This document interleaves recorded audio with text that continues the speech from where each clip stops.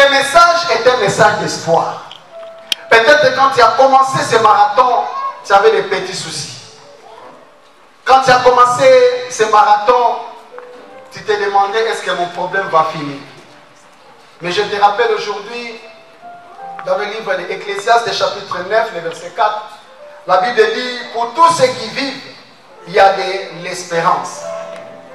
Et même un chien vivant vaut mieux qu'un lion mort. Alléluia. C'est pour dire, aussi longtemps que Dieu te donne le souffle de vie, il y a encore de l'espérance. Alléluia. Aussi longtemps tu respires, c'est qu'il y a un projet de Dieu qui va s'accomplir dans ta vie. C'est pourquoi Ecclésiaste dit, aussi longtemps que tu vis, il y aura toujours de l'espérance. Amen. Ce récit de Genèse chapitre 37, c'est l'histoire d'un homme qui s'appelle Jacob, qui, un beau jour, ses enfants vont venir vers lui présenter la vie de son fils Joseph. Et Jacob va reconnaître tout de suite que c'était la vie de Joseph. Et les frères vont dire sûrement, Jacob a été dévoré et Jacob est mort. Depuis ce jour-là, le père Jacob a porté le deuil de son fils très longtemps. Amen. Quand on perd quelque chose qui est important dans notre vie, chacun de nous ici a perdu un parent, a perdu un ami, un frère, une soeur. Je pense qu'on doit se mettre à la place de Jacob, de perdre son enfant qu'il aimait beaucoup. Amen. J'aimerais que tu te mets à la place le jour où on t'a annoncé la mauvaise nouvelle. Dans quel état tu étais? Et c'est comme ça, l'état de Jacob. La Bible dit qu'il va porter très longtemps le deuil de son fils. Parce que c'était un fils qu'il aimait beaucoup. Cet enfant, c'est un enfant particulier. Parce que Joseph, c'est l'enfant biologique de Rachel. Rachel qui était la femme désirée de Jacob. Amen. Nous connaissons l'histoire de Jacob, comment son oncle Laban lui a fait un mauvais tour. Jacob avait fait un deal avec son oncle Laban. Il a dit, je vais épouser Rachel, mais laisse-moi travailler pendant 7 ans. Je travaille 7 ans, après tu me donnes comme femme Rachel. Mais le jour du mariage, le papa va jouer un tour. Au lieu de ramener Rachel, le papa ramène Léa. Donc Léa n'était pas la femme désirée. Alléluia. C'est pourquoi j'ai prié le Seigneur pour toi ce matin. Que le Seigneur te donne ce que ton cœur désire. Alléluia. Que ce soit dans les études, que tu puisses faire des études que toi tu désires. Alléluia. Que ce soit dans le mariage, que le Seigneur te donne l'homme ou la femme que ton cœur désire. Alléluia. Et Léa n'était pas la femme désirée. Et pendant ce mariage, il se passe beaucoup de choses. C'est que Léa était fertile. Léa faisait des enfants. Mais Rachel, à son tour, était stérile. Rachel n'arrivait pas à avoir d'enfants. Mais Rachel va faire le système B. C'est-à-dire, il va prendre sa servante, Bila, qui va donner à son mari. Et son mari va donner 2 fils, Nathan et Dan plutôt, et Nephtali. Ces enfants, c'était les enfants qui provenaient de sa servante, mais c'est Rachel qui les a pris. Amen. Mais jusque-là, ce n'était pas la solution. C'est pourquoi, bien-aimé, ne cherche jamais à couvrir un problème par des solutions qui ne vont jamais arriver. Alléluia. On ne couvre pas un problème, mais on cherche une solution. Alléluia. Pour avoir la paix, vous trouvez la solution, mais ne couvrez pas les problèmes. Rachel, oui, il donne sa servante. La servante donne des enfants, c'est bien. Mais biologiquement, elle n'a toujours pas d'enfants. Alléluia. Alléluia. Et la Bible dit plus loin, dans Genèse chapitre 30, le verset 22, Genèse 30, 22, la Bible dit, Dieu se souvient de Rachel, il exauça et il la rendit fécond. Et verset 23, elle devait enceinte et enfanta un fils. Et elle dit, Dieu a enlevé mon nom propre. Amen. Dieu finalement va visiter Rachel. La Bible dit, Dieu se souvient de Rachel. Alléluia. J'ai pris le Seigneur ce matin. Que le Seigneur se souvienne de toi. J'ai pris le Seigneur ce matin. Comité de mamans. Que le Seigneur se souvienne de toi. Que le Seigneur se souvienne de papa dans cette église. Que le Seigneur se souvienne d'une maman dans cette église. Que le Seigneur se souvienne de notre groupe de chorale, jeunesse et les adultes. Que le Seigneur se souvienne de notre protocole. Que le Seigneur se souvienne de l'intercession audiovisuelle. Frères et sœurs, toi chaque mardi, chaque jeudi tu es ici. Que le Seigneur se souvienne de toi. Alléluia. La Bible dit, le Seigneur va se souvenir de Rachel. Voilà maintenant que Rachel aura un fils. Et Rachel dit, voilà maintenant que Dieu a enlevé mon opprobre. L'opprobre, c'est cette honte extrême. Cette honte biblique. Alléluia. Alléluia. C'est ça l'opprobre. Mais j'ai pris le Seigneur ce matin. Alléluia. Que le Seigneur transforme ta honte. Que le Seigneur transforme ta honte. Que le Seigneur enlève ta honte. Comme il a enlevé la honte de Rachel. Et voilà, Rachel va devenir mère. C'est pourquoi cet enfant est si particulier. Parce que déjà l'amour qu'il y avait entre Jacob et Rachel, c'était vraiment un véritable amour parce que c'était la femme désirée. Mais ta femme désirée n'a pas d'enfant et voilà maintenant c'est son premier enfant. C'est pourquoi Jacob aimait beaucoup Joseph. À cause de cet amour, le diable va attaquer la vie de Joseph. Amen. Vous savez bien aimé, quand on était enfant, nous tous, hein, si vous regardez un manguier, vos yeux vont tout de suite aller vers la mangue qui est mûre. Vrai ou faux? Vrai ou faux? Alléluia. Et c'est comme ça fait le diable. Le diable cible toujours là où il y a la mission de Dieu, là où il y a l'étoile de Dieu.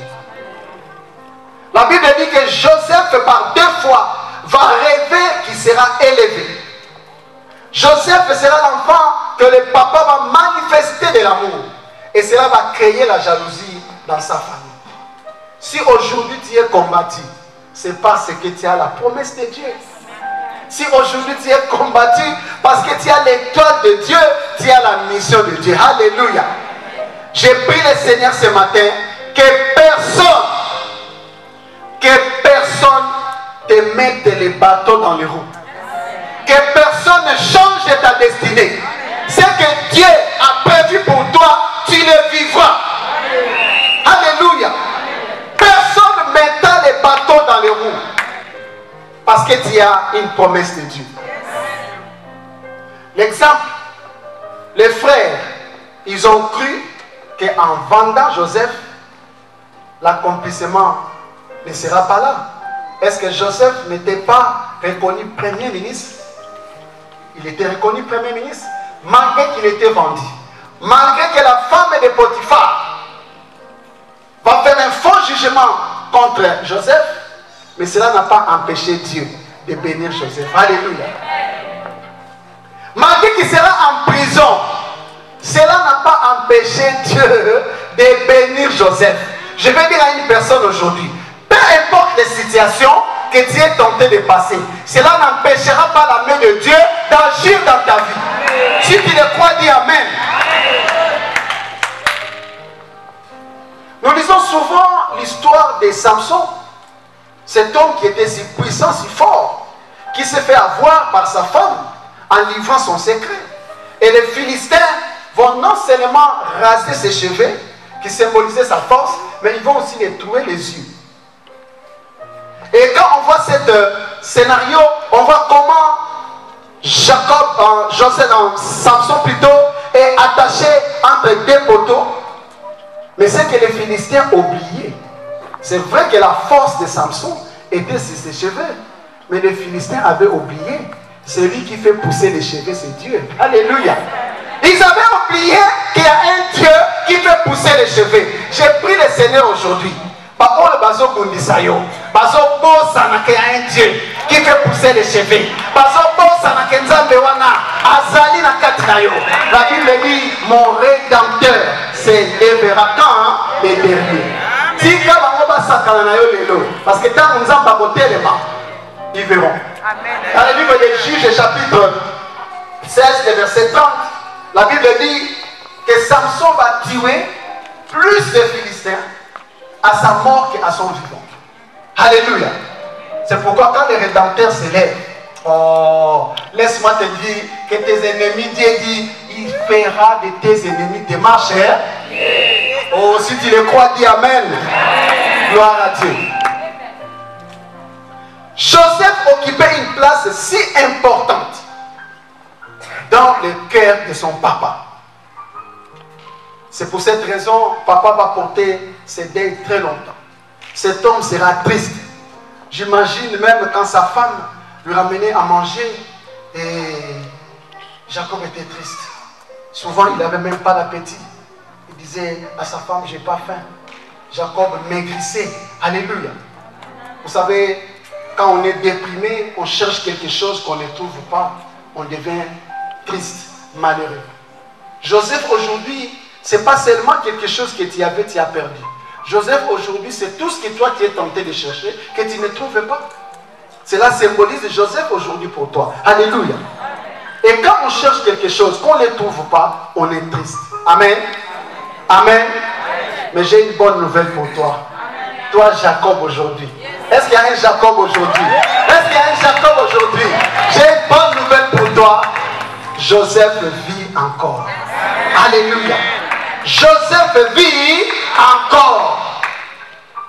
Mais remarquez, pendant que les pères étaient tristes, les enfants savaient que leurs frères n'étaient pas morts. Alléluia. Les enfants savaient que les pères n'étaient pas morts. Mais ils voyaient les pères tristes. Les enfants aujourd'hui symbolisent le diable et tout ce qui nous entoure. Or, le papa vivait une tristesse à cause du mensonge de ses enfants. Ce que tu es tenté de vivre aujourd'hui, c'est du mensonge. Parce que la vérité est quelque part. Alléluia. Ce que tu vis aujourd'hui, c'est du mensonge. Car la vérité est quelque part. Bien aimé, à chaque mensonge de l'ennemi, il y a une vérité de Dieu. Alléluia. Chaque fois que l'ennemi te ment, c'est qu'il y a une vérité de Dieu. Alléluia.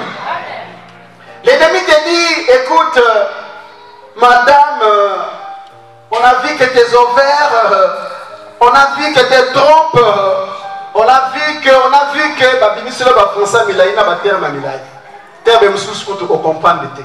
c'était pour te dire que tu ne peux pas enfanter. Ça, c'est le mensonge. Car la vérité, Ésaïe 23, le verset 26, il dit, il n'y aura dans le pays ni femme qui avorte, ni femme stérile. Ça, c'est la vérité. Mais la vérité, le Seigneur dit, il n'y aura ni femme stérile, ni femme qui avorte. Moi, je le crois que cette vérité va se manifester dans ta vie au nom de Jésus-Christ. Les mensonges de l'ennemi. Le père Jacob vivait triste, ne mangeait pas, avait des soucis. À combien de l'estomac? Alléluia. À cause d'un mensonge, alléluia. Il y avait la vérité, son fils n'était pas mort. Alléluia. Les mensonges, l'ennemi te dit, voilà ton âge, normalement toi, à cet âge-là, tu ne peux plus te marier. L'ennemi te colle le célibat. C'est le mensonge. Car la vérité, dans 1 Timothée chapitre 5, verset 14, la Bible dit, je veux que les jeunes se marient, qu'elles aient des enfants, qu'elles dirigent leur maison, qu'elles ne donnent à l'adversaire aucune raison de médire. Alléluia.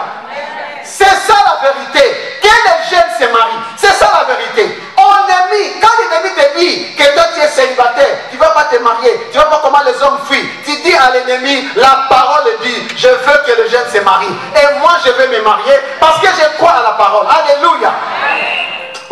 ça c'est la vérité.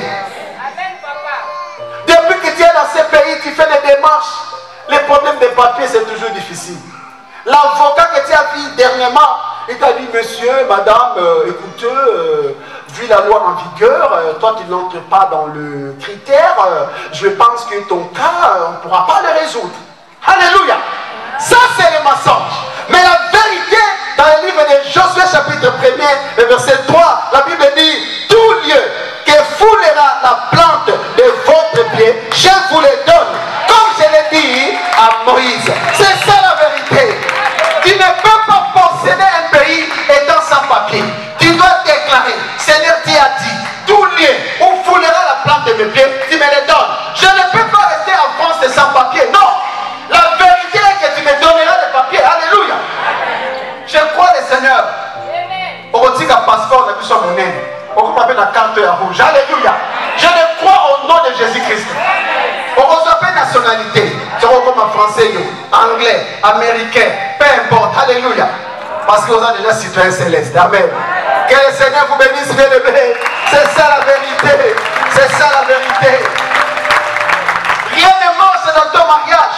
L'ennemi te fait voir que ce mariage, ça ne va pas réussir. Ce mariage, c'est un échec. L'ennemi, ça, c'est le mensonge. Car la vérité, Matthieu chapitre 19, le verset 6, la Bible dit ainsi, ils ne sont plus deux, mais ils sont une seule chair. Que l'homme ne sépare pas ce que Dieu a joint. C'est ça la vérité. L'ennemi, il n'a pas dit ça.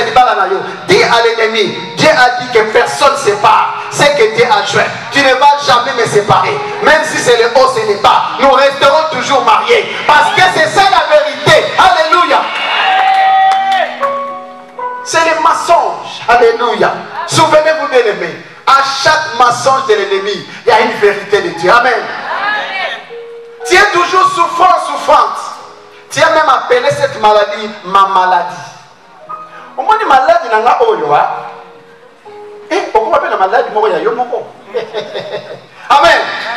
Il y a qui sinanga. Ramène-moi mes médicaments. Pourquoi on appelle pharmacien ou pharmacien?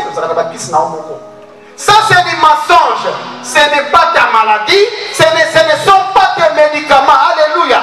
Car la vérité, dans le livre des Psaumes, chapitre 103, le verset 3, la Bible dit, c'est lui qui guérit toutes sortes de maladies.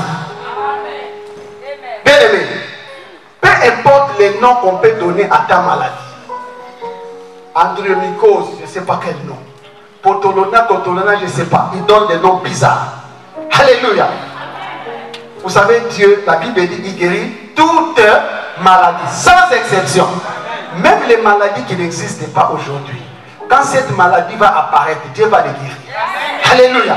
Le coronavirus n'existait pas. Ça existe aujourd'hui. Dieu guérit le coronavirus. Alléluia. Il n'y a aucune maladie qui peut résister au Seigneur. Parce qu'il est le Jéhovah Rapha. Alléluia. Alléluia. C'est ça la vérité. Est-ce qu'on peut acclamer le Seigneur?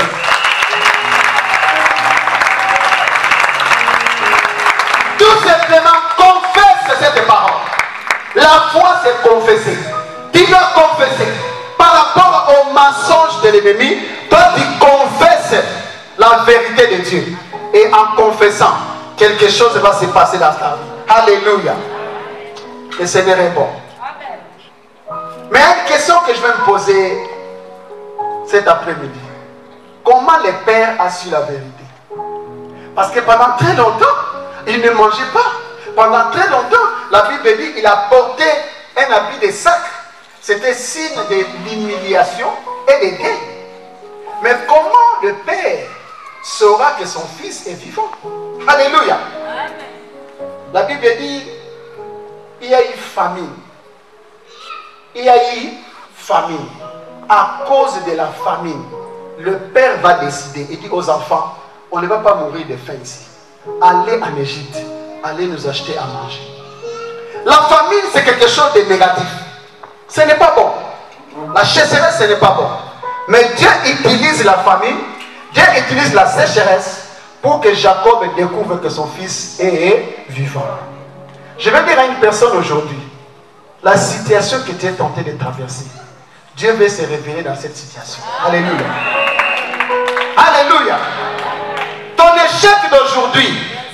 se révéler dans ton échec. Alléluia. Ta déception d'aujourd'hui, Dieu veut se révéler dans ta déception. Chaque fois qu'on échoue, pour Dieu, c'est une façon de nous propulser. C'est l'ascenseur. Les échecs d'aujourd'hui sont l'ascenseur pour nous monter vers les ciels, pour nous monter vers notre bénédiction. Il fallait qu'il y ait la famille. Pour que Jacob découvre que son fils était réellement vivant. Amen. Le Seigneur, il est tellement bon. Mais les jours de les rencontres, la Bible dit que le père va attraper son fils et il va rester très longtemps. Dans Genèse chapitre 46, le verset 29, on dit le père pleura longtemps sur son fils. De la même façon qu'il est resté longtemps dans le deuil de son fils, de la même façon il a pleuré longtemps. Alléluia. J'ai prié le Seigneur ce matin pour toi, que Dieu transforme tes larmes de tristesse aux larmes de joie. Alléluia.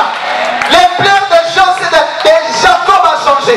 Jacob qui pleurait parce que son fils était mort. Ces jours-là, Jacob va attraper son fils et il va pleurer. Les larmes qui coulent cette fois-ci, ce n'est pas les larmes de tristesse, mais c'est les larmes de joie. Que les larmes de joie coulent, que les larmes de joie coulent, bien-aimés, au nom de Jésus-Christ. Parce que Joseph vit encore. Ce qui est impossible, c'est possible. Alléluia. C'est pourquoi souvent, quand les gens passent devant, quand ce soit les mariages, les enfants, les gens pleurent. Vous ne savez pas pourquoi ces gens-là pleurent. S'il fallait te mettre ma solo pour la nina Léli, au bête de l'ensemble ma boko. Alléluia. Alléluia. Ce n'est pas facile de rester dans un mariage tant d'années. Tant d'années, pas d'enfants. La belle famille parle. Et nous, étant africains, on va même te surnommer Amela Milani. Alléluia. Au pays, il y avait même des belles-mères qui venaient avec les assiettes. Il va casser les assiettes. Pour dire, dans cette maison, personne ne casse les assiettes. Hein? Dans cette maison, personne ne casse les assiettes. Alléluia. Oh, nous avons un Dieu vivant. J'ai pris le Seigneur. Toi qui cherches un enfant, maman passe. Alléluia. J'ai pris le Seigneur.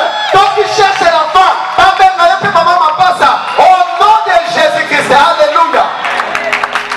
Yo continue à pousser la garde du Nord. Oh. Yo comment de la bébé. Bébé. Nana Betty. Oui, tu chanteras cela au nom de Jésus-Christ. Parce que cela est possible. Alléluia. Ah oui. Parce que Joseph vit encore. Alléluia. C'est merveilleux, bien-aimé. Joseph vit encore. Il y a encore une parole que Jacob va prononcer. Toujours dans Genèse chapitre 46. Le verset 30. Il dit que je meurs maintenant. Puisque je vis ton visage. Et que tu vis encore. Jacob dit maintenant. Comme je te vis, je peux mourir. Oh, oh. Maintenant comme je te vis, je peux mourir. Dans Psaume chapitre 118, le verset 17, j'aime bien ce que dit la Bible. Tu ne mourras pas, tu vivras et tu rencontreras les œuvres de l'Éternel. Ça signifie que toi tu ne vas pas mourir. Avant de mourir, au côté de la robe à Pembe Awa. Avant de mourir, on perçait bébé. Avant de mourir, on s'appelle titre de séjour. Avant de mourir, oui, on Kolobabola Mwanzambe. Alléluia. Avant de mourir, tu rencontreras les œuvres de l'Éternel. On complète ma solo, Zambasala la vie d'ailleurs. Aussi longtemps que nos bêtes en côté, on comprend. Alléluia. Je le crois. Amen. C'est merveilleux, bien-aimé. Pour terminer, il y a une histoire que j'aime beaucoup. L'histoire de cet aveugle. Dans le livre de Jean chapitre 9, à partir du verset 7, verset 6 et verset 7. La Bible dit, toute sa vie, il a été condamné aveugle. Mais ce jour-là, Jésus-Christ va changer sa situation. Amen. Cet homme est né aveugle. Et comme toujours, les apôtres qui marchaient avec Jésus-Christ avaient plein de questions. Amen. J'aime bien les gens qui posent des questions. Alléluia. Ils vont demander, mais Jésus-Christ, cet homme est aveugle de naissance. Qui a péché dans sa famille? Alléluia. La réponse de Jésus-Christ, pleine de sagesse, il dit non. Ce n'est pas parce que quelqu'un a péché. Sa maladie, c'est pour que la gloire de Dieu se manifeste. Bien aimé, je te dis aujourd'hui, ta situation, Dieu veut se glorifier dans ta situation. Tu as besoin de cas difficiles pour et Seigneur cherche des cas difficiles pour que son nom soit honoré. Alléluia. Mais il y a quelque chose d'extraordinaire. Parce qu'à chaque miracle de Jésus-Christ, il y avait une leçon à retenir. Amen. La Bible dit, Jésus-Christ pour guérir cet homme, il va cracher par terre. Il va faire la boue. Alléluia. Oh. Cracher, c'est l'eau. Alléluia. L'eau, c'est la parole. Alléluia. À cracher. Il prend la boue, il met sur ses yeux. Il dit, va maintenant au réservoir de Siloé. Va te laver là-bas. Amen. Amen. Siloé veut dire envoyé. Donc en réalité, Siloé, c'est Jésus lui-même. Alléluia. Amen. Jésus-Christ commence les miracles avec cet homme et Jésus-Christ finit les miracles avec cet homme. Cela signifie, quand le Seigneur visite une personne, il y a ce qu'on appelle le début des miracles. Alléluia. Le début des miracles, souvent si tu n'as pas la foi, tu vas lâcher. Parce qu'en réalité, regarde, il a la boue. Il est dit, va à Siloé. Mais cet homme n'a toujours pas retrouvé la vie. Il est toujours avec. Nous sommes d'accord, bien entendu. Il est toujours avec. Mais la marche du commencement, là où il y a la boue, jusqu'à Siloé, il est encore avec. Il va marcher. Il va marcher. Il va marcher. Il va marcher. Oh, ça c'est la foi. Ça c'est la foi. Azo marché. Non, non, monité. Azo dima. Kakomona. Non, non, monité. Azo dima. Kakomona. La Bible dit, jusqu'à arriver à Siloé. Et quand il va se laver, c'est là qu'il va retrouver sa vie. Beaucoup de personnes échouent. Vous savez pourquoi? Le Seigneur a commencé un miracle. Mais le Seigneur te dit, avance. Parce que quand le miracle commence, personne ne voit. Amen. Alléluia. Amen. Il y a un grand secret que les gens ne connaissent pas. Si vous plantez quelque chose, exemple ça, c'est une graine. Hein? Quand je le plante ici, là, le travail que ça va faire sous sol, qui le voit? Qui le voit? Personne ne voit. C'est le commencement. Au travers de ces marathons, Dieu a déjà commencé quelque chose. Au travers de ces marathons, Dieu a déjà commencé. Maintenant, le Seigneur te dit, va à Siloé. Continue à marcher. Même si en cours de route, tes copines te disent, on va aller dans le terre, dans le cas de Siloé, dans le bas de la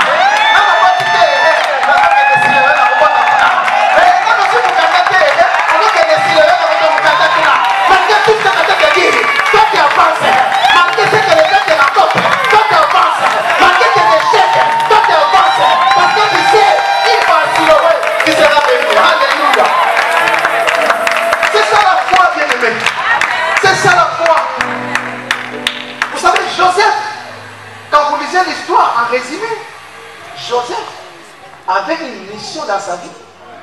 Parce que Dieu voit plus loin que toi et moi. Dieu savait qu'il y aura une famille. Mais j'ai besoin de ce peuple. Comment faire pour le préserver? Dieu a préparé un employé. Si vous lisez l'histoire, Joseph va dire, ce n'est pas vous qui m'avez vendu. C'est Dieu qui m'a précédé devant vous. Alléluia. Ça signifie qu'il y a un plan de Dieu. Amen. Il y a un plan de Dieu. Dans Jérémie 29, le chapitre 29, le verset 11, la Bible dit, je connais les projets que j'ai formulés pour toi. Ma soeur, mon frère, Dieu connaît les projets. Dieu connaît ton projet. Mais ma prière pour toi, lève-toi maintenant. Commence à dire à Dieu, toi tu connais mon projet. Révèle-moi mon projet. Je vais vivre mon projet. Je vais vivre mon projet. Tellement tout le monde de la Zambie de Kolagaï. Maintenant, nous allons prier le Seigneur. On va sur le mensonge. Et ça, les 11 fils disaient à leur père que Joseph était mort. Mais la vérité, ils ont projet au Salaponangaï.